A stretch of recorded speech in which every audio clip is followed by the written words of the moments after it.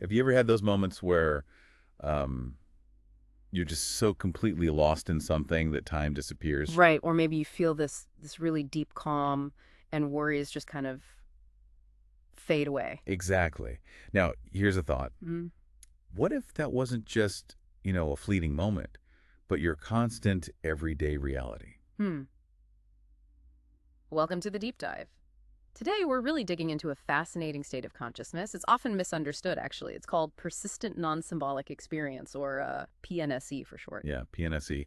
And we've got this amazing set of sources to work with. I mean, everything from solid scientific research papers to some pretty wild personal accounts. Really detailed stuff. They map out what PNSE actually is, how people sometimes stumble into it in really unexpected ways, Right. Not always the way you'd think. and how it fundamentally changes, well, everything. Perception, emotions, just daily life. So our mission for you, our listener, is to unpack all these frankly mind-bending concepts. We want to distill the key insights and help you really get what it means to live in this persistent state of just being. It's like a shortcut, maybe, to getting up to speed on this whole area. Exactly. Okay, let's start unpacking this. So PNSE, Mhm. what is it fundamentally? Well, at its core, it's a profound shift, and the key word is persistent. It's not temporary. Right. It's where your normal mental stuff, your sense of self, emotions, thoughts, even how you access memories, it all operates outside the usual way we use symbols, labels, narratives. Okay, so less storytelling about everything. Pretty much. Think of it like a deep meditative state that's just always there, your baseline, regardless of what's happening around you. Always on. Yeah. So that generally means less self-focused thinking, a much weaker sense of ego, and this feeling of being purely in the now. The past and future just don't have the same pull. So it's not like zoning out. It's more present. Definitely more present. And what's really striking from the sources is how often people describe it as incredibly plain, just every day. Plain. That's surprising. You'd expect something more dramatic, maybe, given the spiritual talk around these things. Right. It really contrasts with those flashy spiritual narratives, as one source puts it. And it's not like flipping a switch either. It seems to exist on a continuum. Ah, like a spectrum. Exactly. They talk about different locations, maybe locations 1 through 4, perhaps even further, representing different depths or flavors of the experience. So different levels of this non-symbolic awareness. Precisely. The big takeaway is maybe that profound peace can feel surprisingly ordinary. Not necessarily blissful in a dramatic way, just calm, Yeah. settled. That makes sense. Now, you mentioned unexpected ways of getting there. Our sources have this amazing personal story, right? Someone reaching a deep PNSE state, Yeah. but not through like years on a meditation cushion. It's a fantastic example. Apparently, starting around 2014, this person spent something like 2,000 hours just driving long distances consistently. Lazy. Seriously. Yeah. They mention a specific route, Osaka to Wakayama in Japan, which is known for being straight, not too crowded. And this long, repetitive driving seemed to induce a really deep flow state. They felt like they were on autopilot. And over years, this subtly started to reprogram their brain. Wow. So the driving itself became this kind of unconscious, dynamic meditation. That's a great way to put it. And then around 2020, this state, this feeling, started to bleed over into their regular daily life. It wasn't just happening in the car anymore. It spilled over. Yeah. And it got even deeper from 2024 onwards, they say, through about 500 hours of something they call desk work meditation. Desk work meditation. What does that mean? Not just sitting quietly at your desk. Apparently not formal meditation. It was more about focusing on subtle body adjustments, posture, and maintaining mental stability while doing normal desk work, appearing totally normal on the outside. That's fascinating. So the paradox, as they put it, is that they hadn't done any specific work consciously. Right. No deliberate practice in the usual sense. Yet their brain just automatically optimized itself towards this PNSE state. It really turns the usual ideas on their head, doesn't it? It wasn't about striving or effort in the conventional way. Completely. It's so different from focused attention meditation or self-inquiry techniques or even those stories of sudden breakthroughs from intense stress. And the sources are clear.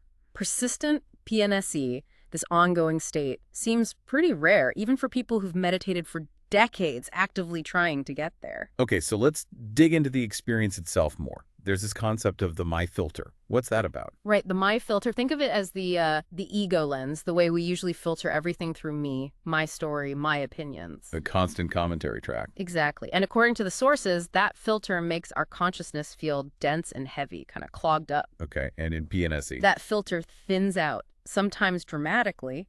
Consciousness becomes thin and light.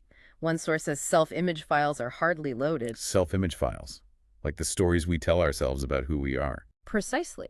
And when those aren't constantly running, it can lead to this really deep intuition. The ignition of consciousness is not me. Whoa.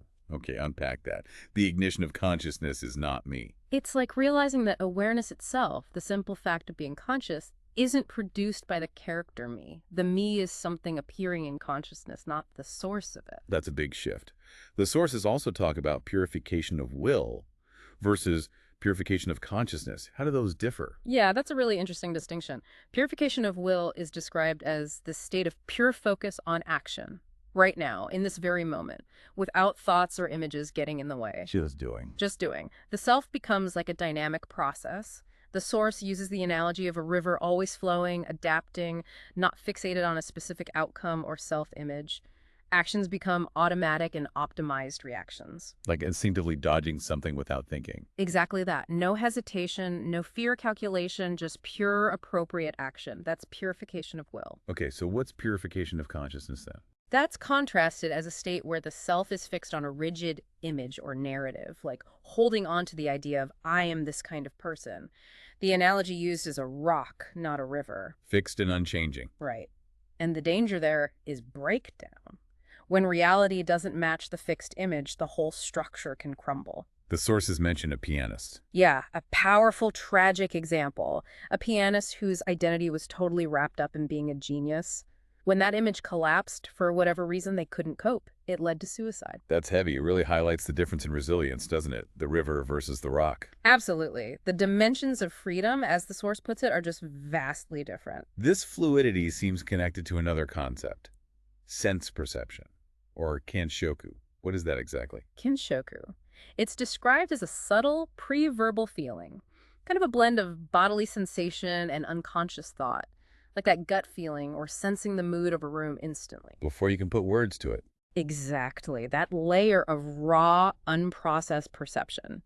In PNSE, this pure sensation, this kanshoku, apparently comes right to the forefront. So less thinking about things, more direct sensing of things. That's the idea. It leads towards what they call a no-image state. Reality is perceived mainly through sensations only, with thoughts taking a back seat. And how do these sensations feel? They're described as small, floating and disappearing, almost like the feeling when you're just waking up, returning from a dream. Very light, very transient. Okay, and this leads to a pretty radical realization, doesn't it? About emotions, the self. Yeah, this is huge. The realization dawns that all experiences, even really strong emotions, even the sense of self, are fundamentally empty. They're just these illusory sense perceptions. They don't have inherent substance. So even intense anger or fear is just like a pattern of sensation. Like just neural signals, as one source puts it, without needing an attached story or deeper meaning, which can lead to this interesting paradox. The person in PNSE might observe others and think, people worry so much despite having no substance. They genuinely wonder, what are they worrying about? Not judgingly, but from a different perspective. Exactly. From a place where the substance of the worry just isn't perceived in the same way. Okay, so if strong emotions are just signals, how does something like anxiety actually function day to day in PNSE? Does it just go away? Not necessarily disappear completely, but anxiety, even if present, tends to remain a background signal. It's much less likely to run wild as thoughts, to spiral into rumination. So it doesn't hijack your attention. Right. It feels distant. The analogy used is like someone you dislike can no longer get within a 1-kilometer radius. Huh. Okay, I get that. Why? What causes that distance? It seems to be down to emotional detachment and non-stickiness. The feeling arises, maybe, but consciousness doesn't latch onto it, doesn't get tangled up in it. It just passes through. More easily, yes. And there's even a hypothesis in the sources that In really extreme situations, intense emotional triggers might actually manifest more as physical pain rather than psychological distress. Physical pain. That's interesting. Yeah, which would then just be felt normally as a physical sensation and processed that way. This detached quality must really change how you approach daily activities, too. Absolutely. The sources talk about the equivalence of outward actions, meaning things that seem really different coding, watching YouTube videos, meditating, scrolling social media. They start to hold almost equal value. So, less judgment about good or bad use of time. Much less. No anxiety about being inconsistent. One person even playfully calls themselves an abnormal person because of this lack of conventional value judgment. And this relates to multitasking, not multitasking. It enables something they call multitasking single-tasking, which sounds contradictory, I know. Yeah, a bit. But it's not doing multiple things with divided attention. It's more like single tasking with extremely efficient switching. You give full attention to one thing, then seamlessly switch to another, then back again, very rapidly and without friction. Like effortlessly changing gears. Exactly. Now, here's another really strange phenomenon they describe. Temporary loss of consciousness, or logouts. Logouts, like falling asleep. Not exactly. More like slipping into brief, dreamlike states, sometimes apparently triggered just by blinking. Blinking. Wow. Yeah. In these states, the main sense of consciousness shifts, and thoughts might be perceived as being heard rather than produced by the self. Heard, like listening to a radio. Kind of, which naturally raises that fundamental question again. If I'm hearing the thoughts, is it really me thinking them? That's deeply weird. And it touches on dreams too, right? Yes. They distinguish between visual type dreams, more like watching a movie, the sense of I is thin, and experiential type dreams, where you have a strong feeling of being I acting within the dream. And in PNSE, because the everyday sense of I is already weaker, it can lead to these odd schizophrenia-like self-recognition glitches within dreams. But crucially, they're often observed from a meta perspective. Like watching the glitch happen without being caught in it. Kind of like that, yeah, like noticing a bug in the software. They even mention weirdly specific things, like how eating seafood pizza seemed to influence dream vividness and type. Okay, pizza influencing dream states. That's wild.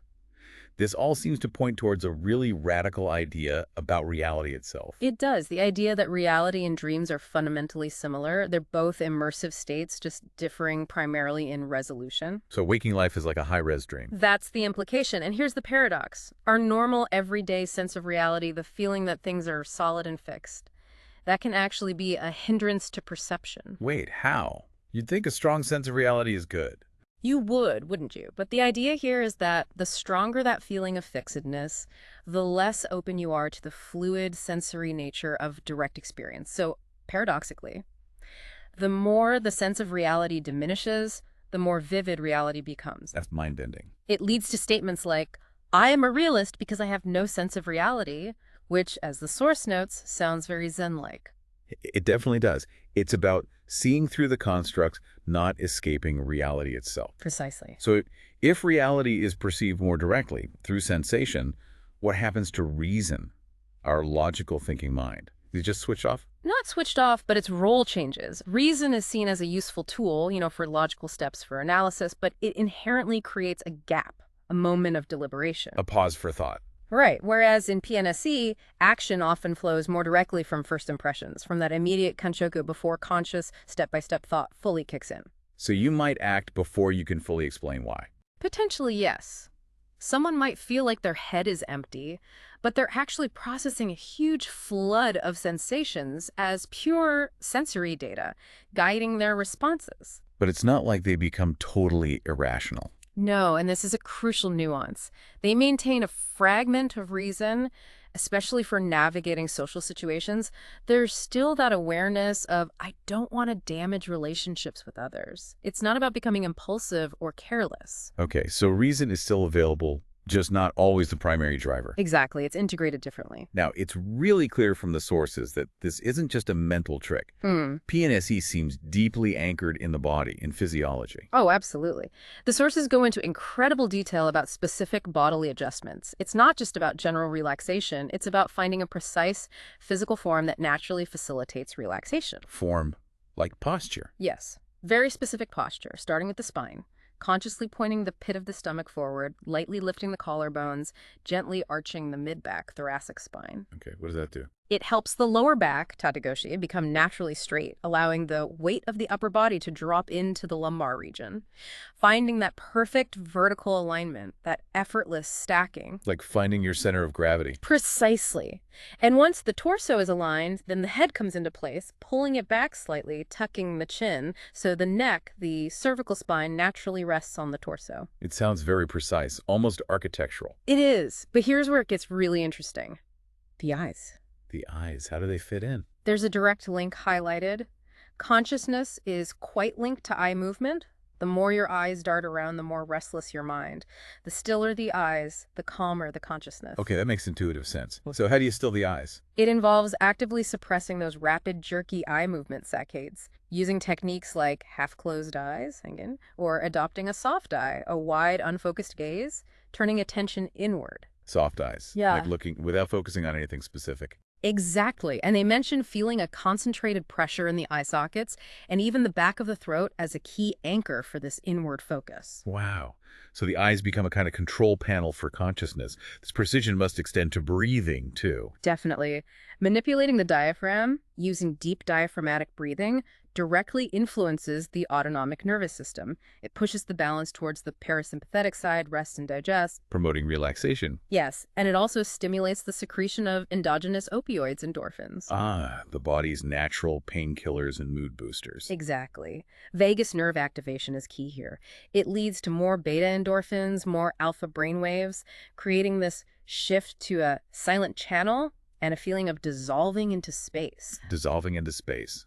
That sounds pretty profound. It points to that deep meditative quality becoming accessible. High heart rate variability, or HRV, which shows good autonomic balance, is a physiological marker of this state. So it's like the body chemistry shifts towards calm as the default. Yeah. The sources talk about endorphins being like the body's own morphine. Right, endogenous morphine. Providing pain relief, pleasure, euphoria, increased stress tolerance. It's like tapping into a constant low-level runner's high, but without needing to run the marathon first.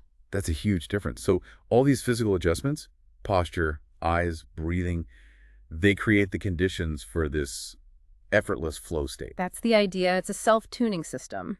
The precise postural alignment, that air zeroing or gravity line lock, combined with releasing muscle tension detensioning, provides the stable base. The foundation, right? Right. And that foundation encourages the parasympathetic dominance and the continuous opioid release to become the brain's normal operating mode.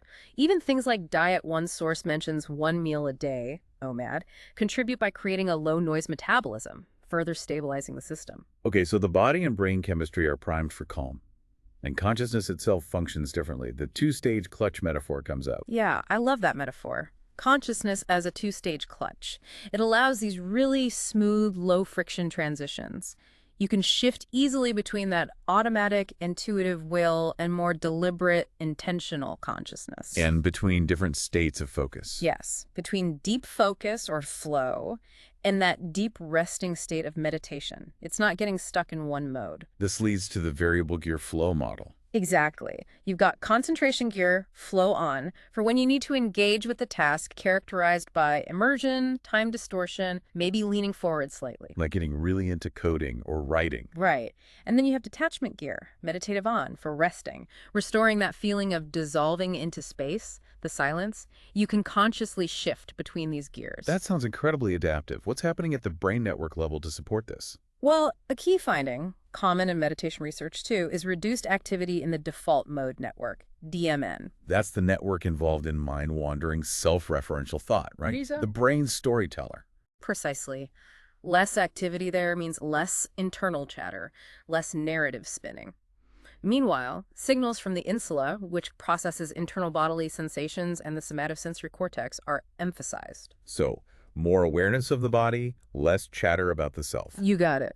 And the salience network, SN, which is what normally flags things as important and grabs our attention, Yes. it seems to remain in more of a standby state. It only lightly ignites when something genuinely interesting comes along. So attention is efficient, deployed only when needed, without getting bogged down in constant self-related filtering. Okay, so the brain is literally functioning differently. Right. Quieter storytelling, more body awareness, more efficient attention. What does this all mean for, well, society and our ideas about enlightenment? It definitely throws a wrench into some traditional ideas. The big one is that this kind of profound shift isn't necessarily reserved for monks or, saintly characters. It can happen to the ordinary me, as the source puts it. Right. And it doesn't necessarily mean becoming detached from ordinary life. It's more about embracing this attitude of anything's fine, or even it doesn't matter, but the ordinary me and cares, including that it doesn't matter. Huh.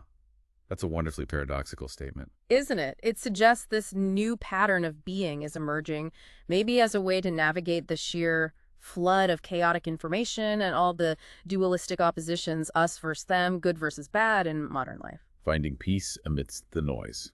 And the sources suggest true awakening might involve integrating both fatherly aspects like discipline, structure, and motherly aspects, compassion, acceptance, moving beyond approaches that emphasize only one side. That's a balanced view. Now, switching gears slightly, what about AI? How does someone in PNSE relate to artificial intelligence, which is described as basically a reaction device? It's a really interesting contrast. Since AI lacks self-image, will, emotions, all the stuff that's diminished in PNSE, it can function as a kind of delusion proxy. Delusion proxy. Meaning the PNSE individual who isn't generating their own narratives anymore can sort of outsource that function to AI if needed. They might feel grateful for it because the AI's output doesn't clash with their direct sensory experience. It doesn't interfere with their state, but there's a potential danger too, right, for others. Yes, a serious one. For individuals experiencing something like schizophrenia, where non-realistic images or beliefs are strong, AI could act as a critical enhancer of delusions by seeming to validate them. That's worrying. Are there ideas on how to manage that? The sources briefly mention some practical ideas for safer AI in mental health contexts. Things like a reality anchor function in AI to provide factual grounding, an observation mode using CBT-style questions, maybe even entertainment verification to help reframe delusions as fictional narratives, and tools for embodiment supporting grounding. Using AI to gently guide back to reality in the body. Interesting.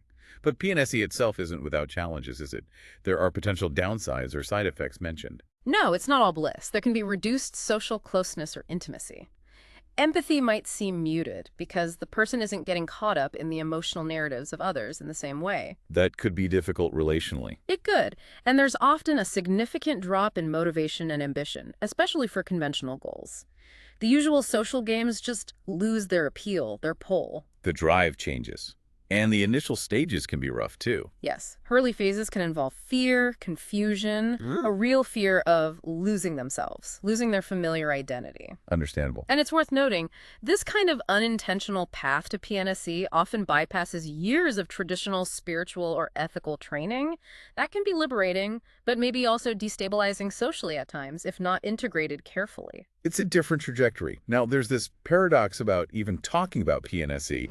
It's described as beyond words. Right. The saying goes, the more we talk, the less we get closer. Language inherently uses symbols and concepts, which is the very thing this state moves beyond. Why are we talking about it? Why did the sources try to articulate it? Good question. It's framed almost like play. A play of key, a phantom arrow, a pointer, a poetic attempt. Just gestures towards the experience. Exactly. Not a definition, but maybe a tool to help relativize the ego's usual clutter.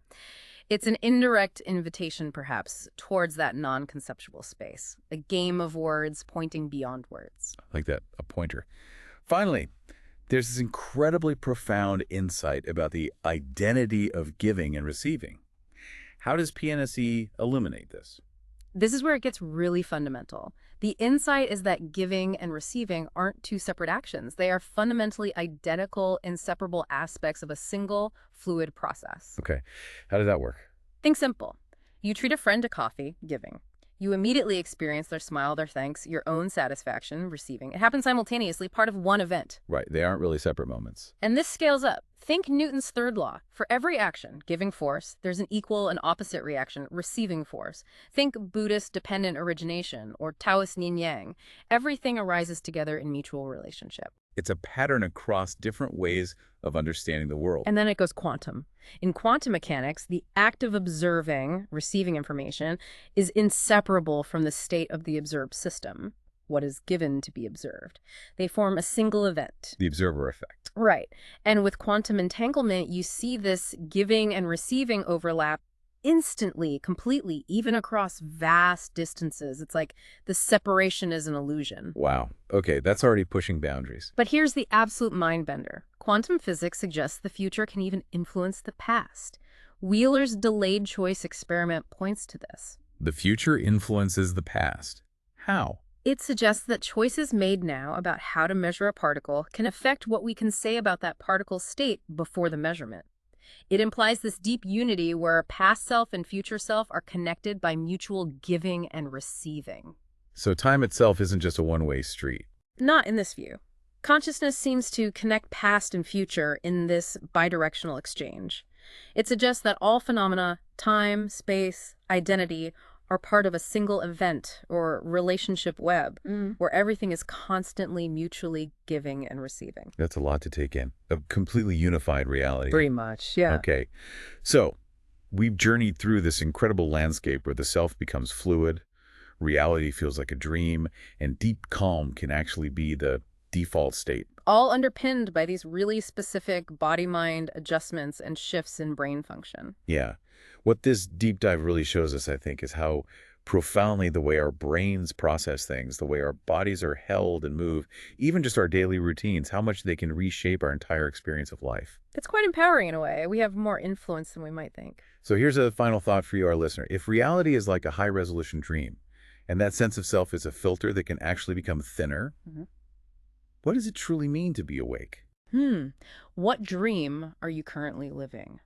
And what might it feel like to just gently shift its resolution, even slightly? And maybe consider those effortless flow moments you sometimes have when you're totally absorbed, totally at peace. Could those be little glimpses, tiny insights from your own brain, hinting at its unique pathway towards its most calm, most optimized state?